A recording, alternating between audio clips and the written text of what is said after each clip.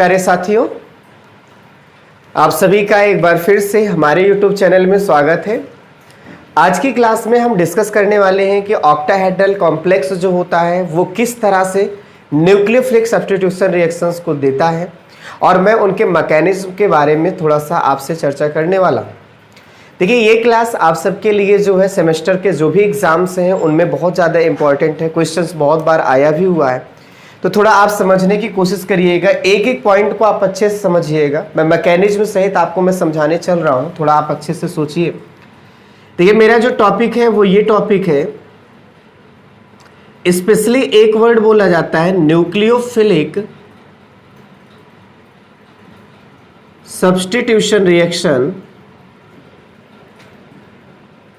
Nucleophilic substitution reaction of octahedral complex. Octahedral complex, देखिए सबसे पहले तो हम ये जानने की कोशिश करें सर ऑक्टाहेड्रल कॉम्प्लेक्स मीन्स क्या होता है। देखिए, अगर आप सभी लोगों को ये डाउट रहता है कि ऑक्टाहेड्रल कॉम्प्लेक्स मीन्स क्या होता है, तो ऑक्टाहेड्रल कॉम्प्लेक्स का मतलब सिंपल सा होता है कि इस टाइप के कॉम्प्लेक्स जो भी कंपाउंड होंगे उनका जो कोऑर्डिनेशन नंबर होगा वो आपको 6 मिलेगा। और कोऑर्डिनेशन नंबर 6 होने का मतलब क्या है, यहां आप कह सकते हैं 6 lone pair, 6 lone pair donor parts होंगे। यानी यहां पे 6 ऐसे पार्ट होंगे जो लोन पेयर कैसा करेंगे, डोनेट करेंगे। ठीक है, और लोन पेयर डोनेट करने का मतलब क्या है कि यहां पर जो भी ये पार्ट होगा वो आपका क्या रख रहा होगा, लोन पेयर्स रख रहे होंगे। और हम सभी लोगों को पता होना चाहिए जो लोन पेयर्स होता है, जिसके पास अगर रहता है तो हमारा लुईस क्या होता है, बेस होता है। और एक बात और क्लियर होना चाहिए कि हमारे सबके पास जितने भी लुईस बेस होते हैं, अगर आप सभी लोगों को याद हो तो वो आपका एक तरह का न्यूक्लियोफिलिक सब्स्टिट्यूएंट्स होता है या न्यूक्लियोफिलिक रेजेंट होता है, या एजेंट बोलिए या रिएजेंट बोलिए, कुछ भी आप कह सकते हैं। आप बात ध्यान से सुनिएगा अच्छी तरीके से, मैं एक बार फिर से बोल रहा हूं। अगर भाई आपसे कोई कहता है कि सर ऑक्टाहेड्रल कॉम्प्लेक्स क्या है, तो आप बोलेंगे ऑक्टाहेड्रल कॉम्प्लेक्स मींस होता है complex which coordination number is 6। It means here 6 lone pair donor, here 6 lone pair donor parts are present. Parts means वो एटम हो सकता है, आयन हो सकता है, कुछ भी हो सकता है।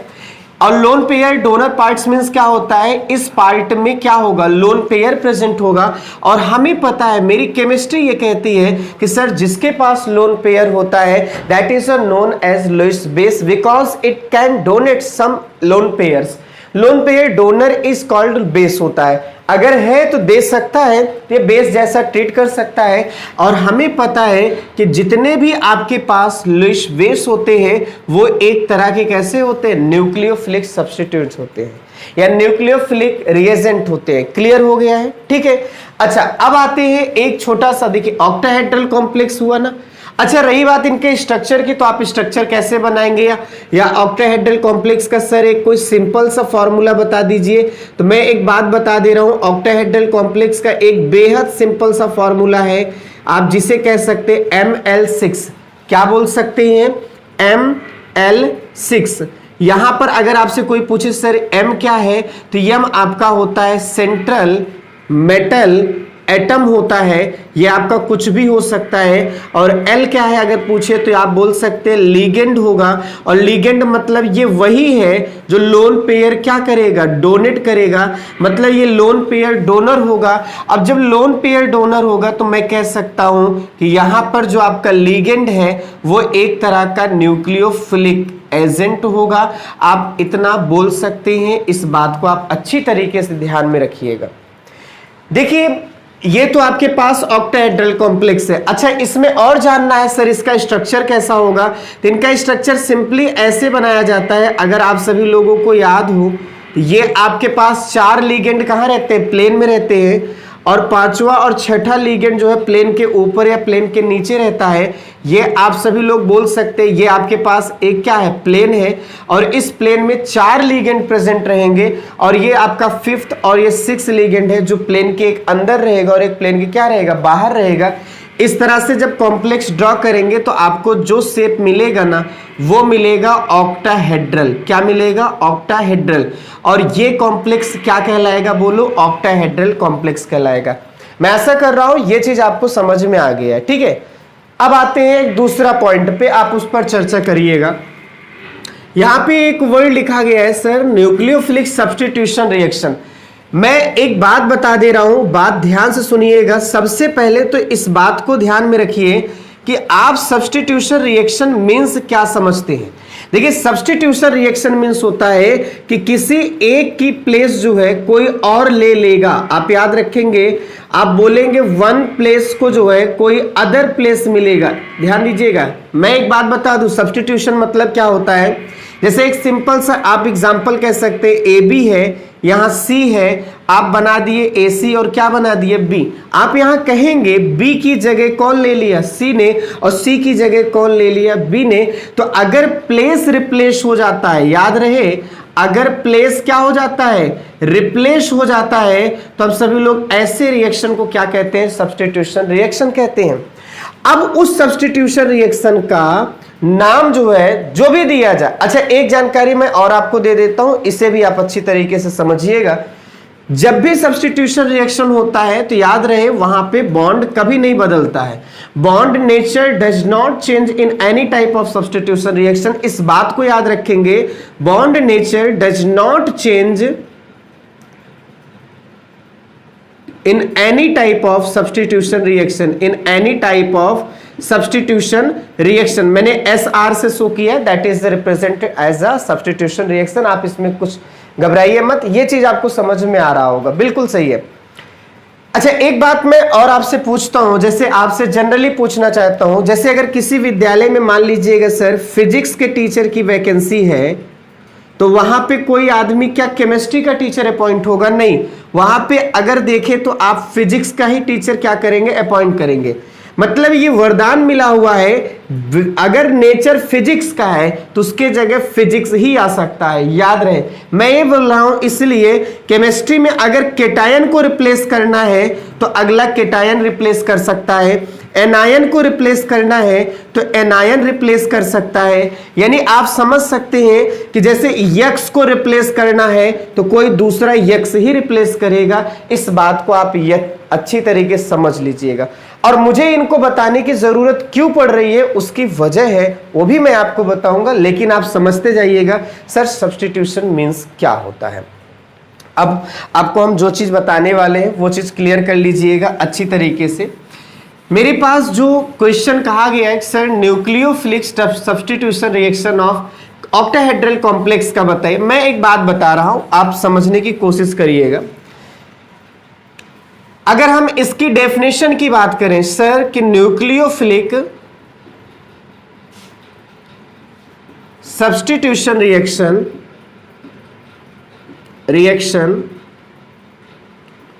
ऑफ ऑक्टाहेड्रल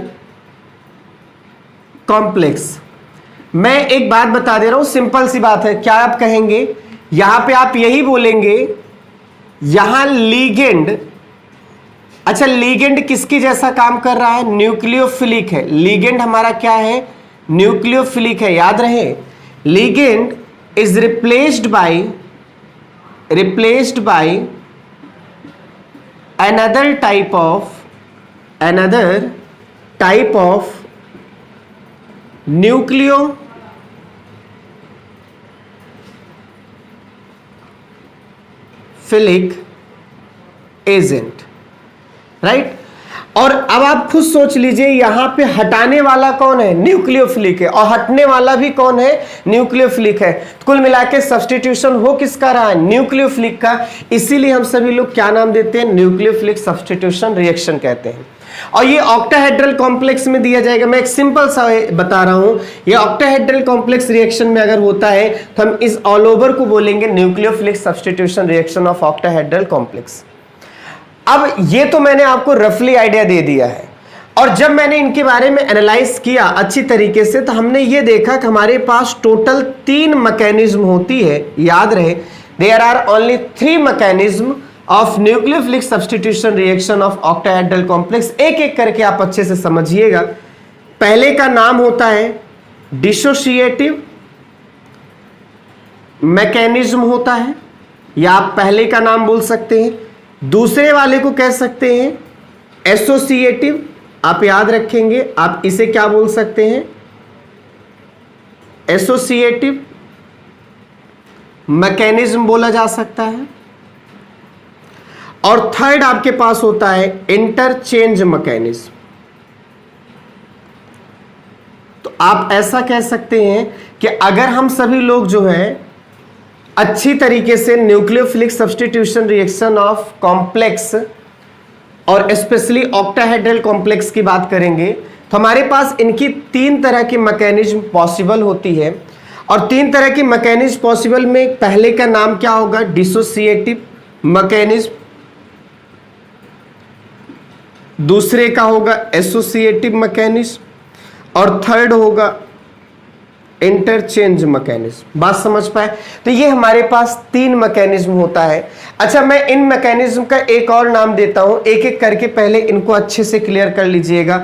मैं एक पॉइंट आपको पहले से क्लियर कर रहा हूं। जैसे मेरे को पढ़ना है, पहला क्या चीज पढ़ना है, पहला सर आपको पढ़ना है डिसोसिएटिव मैकेनिज्म,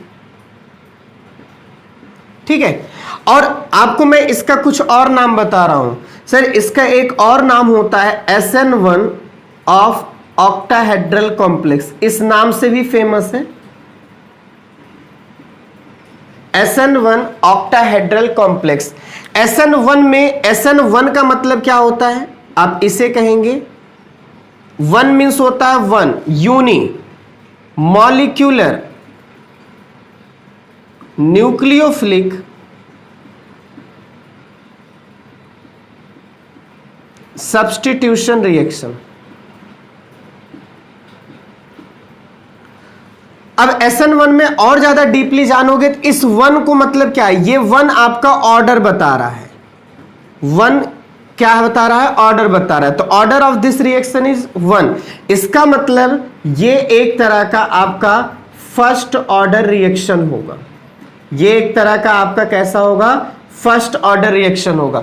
और फर्स्ट ऑर्डर रिएक्शन का मतलब क्या होगा, यहां पर आप बोल सकते हैं कि जो रेट ऑफ रिएक्शन होगा वो आपका डिपेंड करेगा, डिपेंड्स ओनली 1 मॉलिक्यूल, किसी एक मॉलिक्यूल पे क्या करेगा, डिपेंड करेगा। बात समझ पाए? या ऐसा बोल सकते हैं, अगर आप अच्छे से लिखना चाहें, rate is equal rate constant के, और यहां पर आप बोल सकते हैं कोई रिएक्टेंट का कंसंट्रेशन रहेगा और इसका पावर क्या रहेगा, 1 रहेगा। और ये चीज आपका क्या बताता है, बताइए, ये बताता है ऑर्डर। तो ये आपने रफली आइडिया ले लिया भाई कि ये डिसोसिएटिव मैकेनिज्म को हम सभी लोग एक नाम और देते हैं, SN1 कहते हैं। और आइए हम इन पे और अच्छे से चर्चा करते हैं और सारी चीजों को अच्छे से क्लियर करते हैं विद एग्जाम्पल। मैकेनिज्म में कितना स्टेप लगेगा, क्या करना पड़ेगा, वो सारी चीजें आप समझिए, मेरे साथ जुड़े रहिए।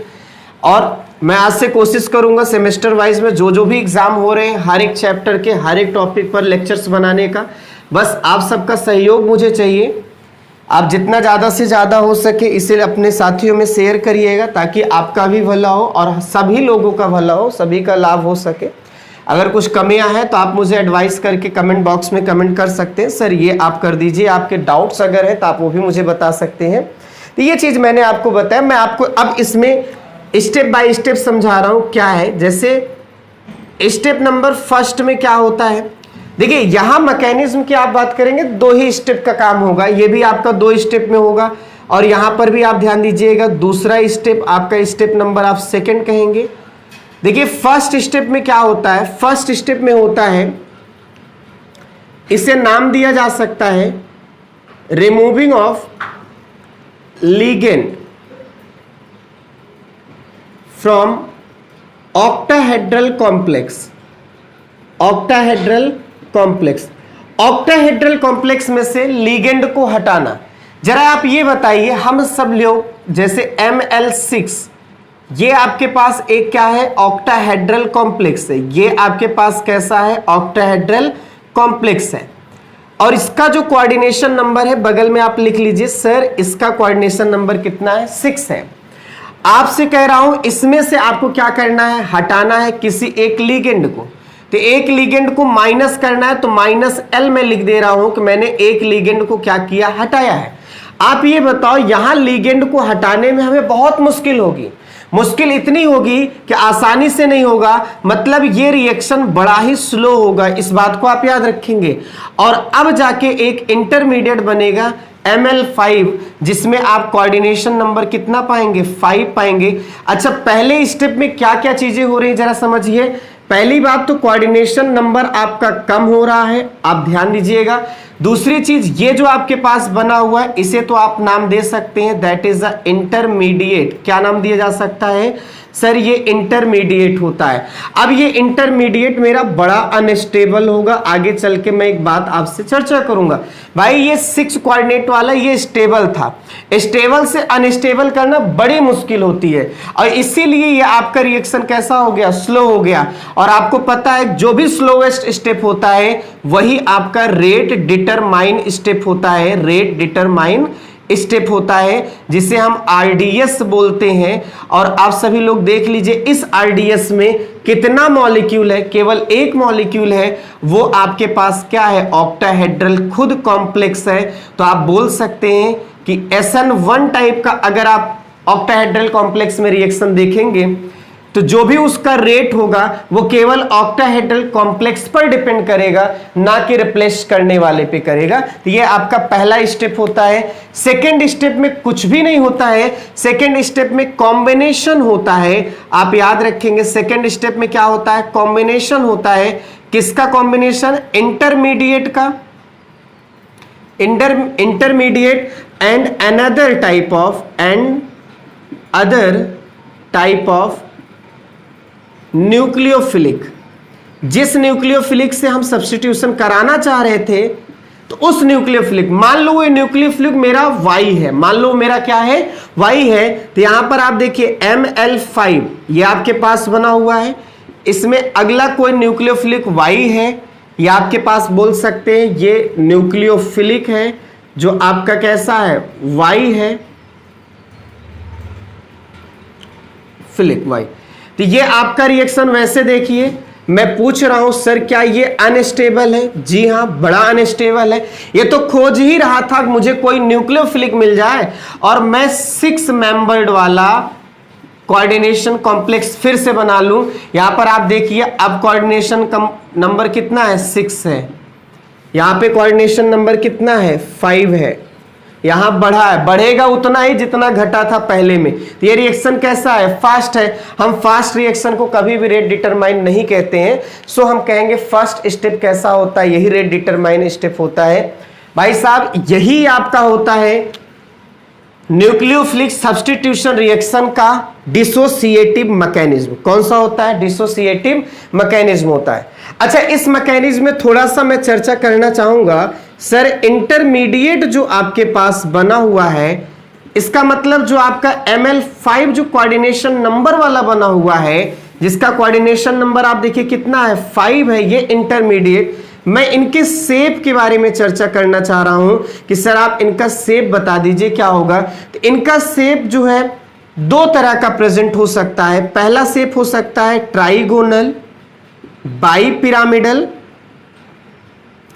ट्राइगोनल, बाईपिरामिडल, और दूसरा शेप इनका पॉसिबल हो सकता है स्क्वायर पिरामिडल। आप याद रखेंगे स्क्वायर पिरामिडल ये शेप हो सकता है। और रही बात बनाने की, तो आप बना सकते हैं, आप इसके लिए निश्चिंत रहिए, आप बना सकते हैं। मैं बना के भी आपको दिखा देता हूं सर कि हम ट्राइगोनल बाईपिरामिड कैसे बनाते हैं। तो उसका एक सिंपल, ट्राइगोनल में क्या होगा, 5 लिगेंड हैं, आप प्लेन लेंगे, यहां पर आप सेंटर पे सेंट्रल मेटल एटम रखेंगे, 3 रखेंगे प्लेन में, आप याद रखेंगे 3 आप कहां रखेंगे, प्लेन में रखेंगे, 1 लिगेंड, 2 लिगेंड, 3 लिगेंड, और चौथा लिगेंड और 5वां लिगेंड प्लेन के ऊपर और प्लेन के नीचे रखेंगे। तो ये जो आपके पास बनेगा ट्राइगोनल बाईपिरामिडल, जिसे शॉर्टकट में TBP कहा जाएगा। स्क्वायर पिरामिडल का मतलब क्या होगा, यहां प्लेन में आप 4 रखेंगे, कितने रखेंगे, 4 लिगेंड को रखेंगे, ये पॉसिबिलिटी है, या प्लेन के ऊपर कर दीजिए या नीचे कर दीजिए एक लिगेंड, तो ये आपका होगा sp, शॉर्टकट में बोला जाएगा इसका शेप बनेगा। ये मैंने थोड़ा सा चर्चा किया इंटरमीडिएट का कि सर इंटरमीडिएट का क्या शेप होने वाला है, तो इंटरमीडिएट आपका कम कोऑर्डिनेशन नंबर वाला। अच्छा, मैंने इसके पहले आपको स्टार्टिंग बताया था, दुनिया का कोई भी सब्स्टिट्यूशन रिएक्शन होगा, सेम चीजें सेम को ही हटाती हैं। बात समझ रहे हैं नहीं समझ रहे हैं? फिजिक्स की जगह है तो फिजिक्स वाला ही हटाएगा, केमिस्ट्री की जगह केमिस्ट्री वाला ही हटाएगा। बात समझ पाए? जैसे मान लीजिए कोई केमिस्ट्री कम अच्छा पढ़ा पा रहा है, उसके अलावा कोई और अच्छा पढ़ा रहा है, तो और अच्छा वाला इस वाले को क्या करेगा, हटा देगा। ये सब्स्टिट्यूशन का सिद्धांत होता है, प्रिंसिपल होता है, कभी भी नेचर नहीं बदलता है। अब जैसे हम केमिकल वाले रिएक्शंस में देखते हैं, जनरल रिएक्शन देखते हैं, तो वहां कहते हैं बॉन्ड नहीं बदलता। यहां पर भी हम कहेंगे कोऑर्डिनेशन नंबर नहीं बदलेगा। इस बात को आप याद रखेंगे। न्यूक्लियोफिलिक सब्स्टिट्यूशन रिएक्शन आप किसी भी मैकेनिज्म से कराएं, कोई दिक्कत नहीं है, कोऑर्डिनेशन नंबर कभी नहीं बदलेगा।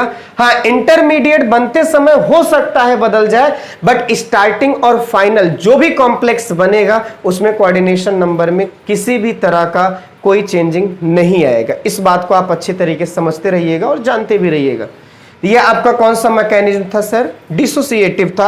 अब आइए हम एक और मैकेनिज्म समझ लेते हैं, लास्ट मैकेनिज्म समझते हैं, जिसे हम क्या नाम देते हैं? Associative mechanism. लास्ट तो नहीं है, सेकेंड मैकेनिज्म है।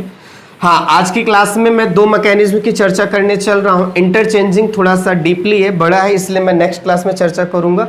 बट आप ये जानते रहिएगा सर, एसोसिएटिव मैकेनिज्म में क्या होता है, तो आप यहां पर याद रखेंगे सबसे पहली चीज, सर इसे SN2 आप मैकेनिज्म बोलेंगे। क्या नाम देंगे इसे?